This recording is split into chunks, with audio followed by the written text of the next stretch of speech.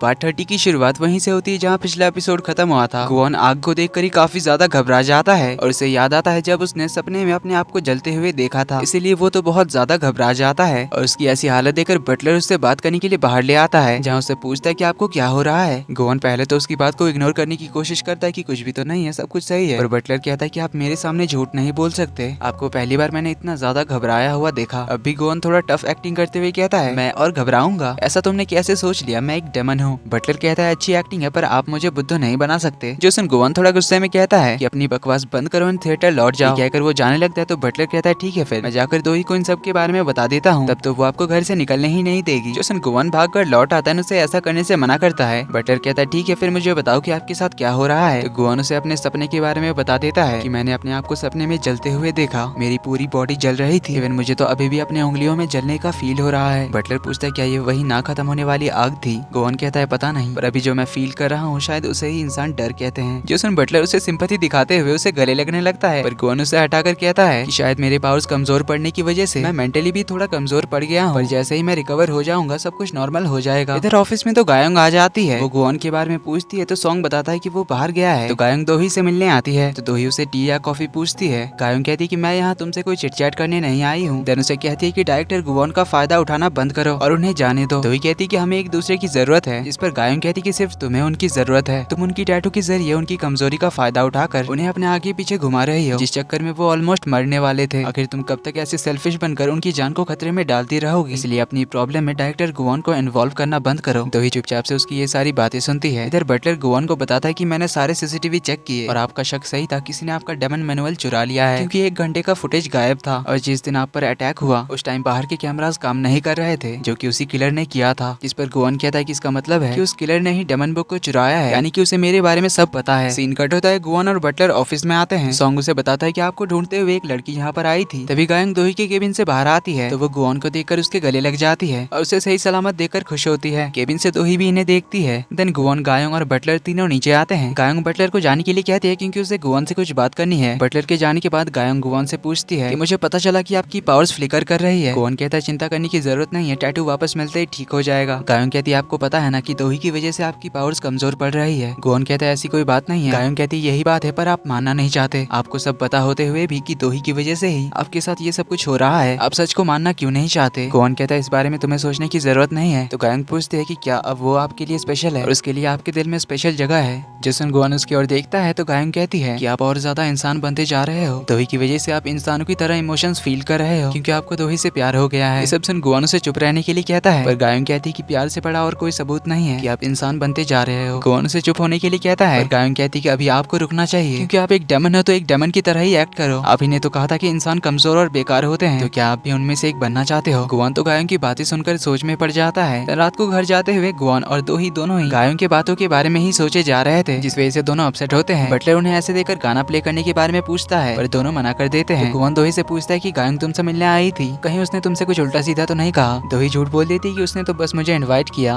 उसका परफॉर्मेंस देखने के लिए। देन गुआन से पूछती है कि क्या तुम्हें कुछ कहा? गुआन भी कहता है, नहीं कुछ खास नहीं। देन दोही कहती है कि गायोंग काफी घबरा गई होगी ना, तुम पर हमले के बाद मैंने देखा कि उसे तुम्हारी कितनी फिक्र है। ये बोलकर दोनों फिर से चुप हो जाते हैं। रात को गुआन के सोने के बाद दोही अपना हाथ छुड़ाकर बैल्कनी में आती है, जहाँ पर वो फिर से गायोंग की बातों के बारे में सोच रही होती है। दोही मैडम जो को याद करके पूछती है कि क्या मैं सच में गुआन के साथ गलत कर रही हूँ? मेरी वजह से उसकी जान खतरे में आ गई थी, उसका मेरी लड़ाई से कोई लेना देना नहीं है, तो क्या मुझे आगे बढ़ना चाहिए या इस लड़ाई पे गिव अप करना चाहिए? लेकिन तभी आपके लिए अनफेयर होगा। तभी वहाँ दोही की इमेजिनरी मैडम जो आ जाती है, जो उसे कहती कि मैं तो मर चुकी हूँ, इसीलिए तुम्हें मेरे बारे में सोचने की जरूरत नहीं है। दोही कहती, मुझे समझ नहीं आ रहा कि मैं क्या करूँ, मैंने अपनी एक लौती फैमिली को खो दिया, पर वो किलर कौन है ये तक मैं पता नहीं कर सकी। मैडम जो कहती कि पर अब तुम्हारी एक नई फैमिली है, इसीलिए अपने मरे हुए फैमिली मेंबर को इंसाफ दिलाने के लिए तुम्हें अपनी नई फैमिली को नहीं खोना चाहिए। इसीलिए जो तुम्हें अपने लिए सबसे बेस्ट लगता है, जिसमें तुम खुश हो, वही करो, और तुम्हारी खुशी में ही मेरी खुशी है। जिसन दोही उन्हें देखकर स्माइल करती है। फिर वो अंदर आकर जूसिया को कॉल करती है। दोही उसे क्या कहती है ये तो हमें दिखाया नहीं जाता। अगले दिन सुबह गुआन बहुत सारे पेन किलर्स खा जाता है, क्योंकि उसे अभी भी दर्द हो रहा था, पर दोही के आते ही वो पेन किलर्स छुपा लेता है। दोही पूछती है, क्या तुम्हें अभी पेन हो रहा है? गुआन तो झूठ बोल देता है कि मैं तो एकदम परफेक्टली फाइन हूँ, क्योंकि मैं अच्छे से चार्ज हो गया, इसलिए जल्दी से तैयार हो जाओ, आज हमें बोर्ड मीटिंग में जाना है। ये कहकर वो पेन किलर्स को छुपाकर चला जाता है। तो उसके बाद दोनों मेरे ग्रुप पहुंच जाते हैं। यहाँ आते ही म्योंग गुआन से कहता है कि मुझे पता चला कि तुम्हें कहीं चोट लगी है, इसीलिए जरा संभल कर रहना, क्योंकि जो भी दोही का साथ देता है वो मर जाता है। जोसन गुआन दोही से कहता है कि क्या मैं इसकी धुलाई कर दूं? दोही कहती है, जरूरत नहीं है, इसकी धुलाई तो मैं भी कर सकती हूँ। हूँ। ये बोलकर वो गुआन को लेकर चली जाती है, पर ये सुनकर म्योंग को बहुत गुस्सा आता है। इसके बाद हमें बोर्ड मीटिंग का सीन दिखाया जाता है जहाँ पर सभी लोग जूसेओ के आने का इंतजार कर रहे थे। काफी देर से वो नहीं आता, इसीलिए चेयरमैन बनने का नॉमिनेशन शुरू करने के लिए कहा जाता है। पर इससे पहले दोही कहती है कि मुझे कुछ अनाउंस करना है, तो वो सबके सामने कह देती है कि मैं अपना चेयरमैन बनने का कैंडिडेसी विथड्रॉ करती हूँ, यानी कि वो चेयरमैन नहीं बनना चाहती। इस उन सभी लोग तो हैरान रह जाते हैं। गुआन उसे कुछ कहने आता है, लेकिन दोही कहती कि वो बाद में बात करेगी। तो इसी वजह से सारे बोर्ड मेंबर सिर्फ नोसुक को नॉमिनेट करते हैं चेयरमैन की पोजीशन के लिए। सब लोग जाने लगते हैं तो नोसुक आकर उससे कहता है कि काफी मुश्किल रहा होगा ये फैसला करने में, पर सुवान को अभी भी दोही पर डाउट होता है। पर दोही कहती कि मुझे कुछ नहीं चाहिए, मैं अपनी इनहेरिटेंस भी री अनाउंस कर दूंगी, यानी कि मैडम जो ने जो कुछ भी दोही के नाम किया था वो सब वो इनके नाम कर देगी। बस ये लड़ाई खत्म करते हैं। तो नोसुक कहता है काफी अच्छा डिसीजन लिया तुमने। ये कहकर ये सभी तो बड़े खुश होकर चले जाते हैं। तो गुआन बाहर आकर दोही से पूछता है कि तुमने ये क्यों किया। दोही कहती कि मैं थक चुकी हूँ इन सब से, हर पल ऐसे डरते हुए मैं नहीं रह सकती। मैं भी नॉर्मल लोगों की तरह शांति से रहना चाहती हूँ, इसीलिए मैंने उस रीजन को ही खत्म कर दिया जिस वजह से वो लोग मुझे मारना चाहते थे। गुआन कहता है कि मुझे पता है कि तुम झूठ बोल रही हो, इसलिए मुझे सच बताओ कि क्या हुआ। तो दोही कहती कि सच ये है कि मैं तुम पे ट्रस्ट नहीं कर सकती, क्योंकि तुम बहुत कमजोर हो चुके हो,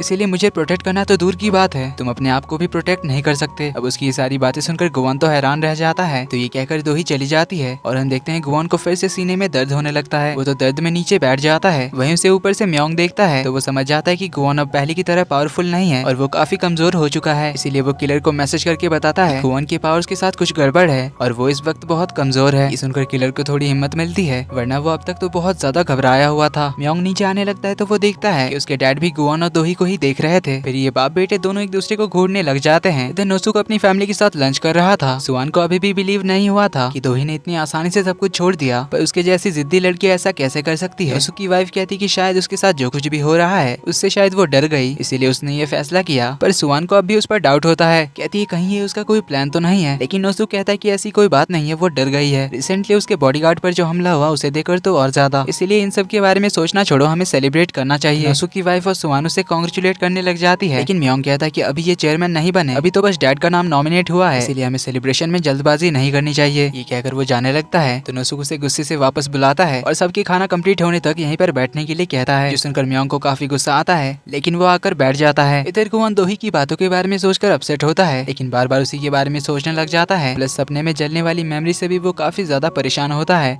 वहीं इधर दोही भी अपसेट होती है गुआन से वो सब कुछ कहने के लिए, पर उसने ये सब गुआन को प्रोटेक्ट करने के लिए ही किया था, क्योंकि असल में तो वो म्योंग के धमकी से डर गई थी। जब उसने गुआन से कहा था कि दोही का साथ जो भी देता है वो मारा जाता है, इसीलिए दोही ने गुआन को प्रोटेक्ट करने के लिए अपने से दूर करने का डिसाइड किया, लेकिन वो तो गुआन को ही सबसे ज्यादा मिस कर रही होती है। इधर मेरे ग्रुप में बोर्ड मीटिंग का डिसीजन अनाउंस किया जाता है, जिसमें सिर्फ नोसुक को चेयरमैन के पोजीशन के लिए नॉमिनेट किया गया था, जो इधर जूसियोक भी देखता है। फिर हमें कल का फ्लैशबैक दिखाया जाता है जब दोही ने गुआन को फोन किया था, तब उसी ने जूसियोक को बोर्ड मीटिंग अटेंड करने से मना किया था और उसे बताया था कि मुझे चेयरमैन नहीं बनना है। जूसियोक उससे कुछ पूछने जाता है, पर उससे पहले दोही कहती है कि मैडम जो जरूर मेरे इस फैसले को समझेंगी कि मैंने ऐसा करने का क्यों डिसाइड किया। जूसियोक पूछता है कि क्या तुम ये गुआन के लिए कर रही हो, क्योंकि तुम नहीं चाहती कि उसे दोबारा कुछ हो जाए। तब दोही ने कहा था कि मैं दोबारा किसी और को नहीं खोना चाहती जिसकी मैं फिक्र करती हूँ। कमिंग बैक टू प्रेजेंट, जूसियोक ऑफिस से बाहर आता है, तभी गुआन उसके पास पहुंच जाता है। उसे कहता है कि तुम्हें सब कुछ पहले से ही पता था कि वो ऐसा करने वाली है, तो मुझे बताओ कि उसने ऐसा क्यों किया। जूसियोक कहता है कि अगर तुम जानना चाहते हो तो उसी से जाकर पूछ लो। गुआन कहता है कि वो मुझे नहीं बता रही है, इसीलिए तो मैं तुमसे पूछ रहा हूँ। जूसियोक कहता है कि तब जरूर दोही का कोई रीजन होगा। जो सुन गुआन तो उसका कॉलर पकड़ लेता है और कहता है कि फिर तुम्हें उसे समझाना चाहिए था। क्या तुम्हें पता नहीं कि उस किलर को ढूंढना दोही के लिए कितना इंपॉर्टेंट है। उसने मैडम जू को मारा है। जो सुन जूसियोक उसे पीछे हटाते हुए कहता है कि मैं सब जानता हूँ कि मेरी आंटी को मारने वाले को ढूंढना दोही के लिए कितना इंपॉर्टेंट है, पर तुम्हें नहीं पता कि दोही ने हमेशा अपने आप को ब्लेम किया है अपने मॉम डैड की मौत पर, और अब वो मैडम जू के मौत के लिए भी अपने आप को ब्लेम करेगी सिर्फ तुम्हारे लिए। उसने गिव अप किया तुम्हें बचाने के लिए, क्योंकि वो नहीं चाहती थी कि तुम्हें दोबारा कुछ हो जाए। जो सुन गुआन शॉक्ड होता है और वो दोही को हर जगह ढूंढने लग जाता है। फोन के घर पे जाता है, लेकिन दोही वहाँ पर नहीं होती। फोन करता है पर दोही का फोन घर पे ही था। इधर दोही जो मैडम जू के बगीचे में होती है, जहाँ वो मैडम जू को याद करके सॉरी कहती है, तभी वहाँ पर गुआन आ जाता है। कहता है चलो वापस चलते हैं, मेरी वजह से तुम्हें गिव अप करने की जरूरत नहीं है, इसलिए वापस चलते हैं, साथ मिलकर फाइट बैक करेंगे। दोही कहती है ऐसी कोई बात नहीं है, जिस पे गुआन कहता है तुम जो चाहती हो वो करो, जिससे तुम हैप्पी होगी वो करो, क्योंकि तुम्हारी खुशी में ही मेरी खुशी है। जो सुन दोही कहती कि मैंने सबको खो दिया, मॉम डैड और अब मैडम जू को भी, और पता नहीं अगर मेरी वजह से तुम्हें कुछ हो जाए। जो सुन गुआन कहता है कि मुझे अपनी फिक्र नहीं है। ये कहकर वो दोही के करीब जाता है, उसे किस करता है। दोही काफी इमोशनल हो जाती है, पर उनकी ये इंटेंस किस कंटिन्यू रहती है। तो इसी के साथ इस हफ्ते के आखिरी एपिसोड का एंड यहीं पर होता है। तो इसके बाद के आने वाले एपिसोड से हमें दोही और गुआन की ऑफिशियल लव लाइफ देखने को मिलेगी, जो काफी रोमांटिक होने वाली है, पर इसके लिए हमें फ्राइडे तक का इंतजार करना पड़ेगा।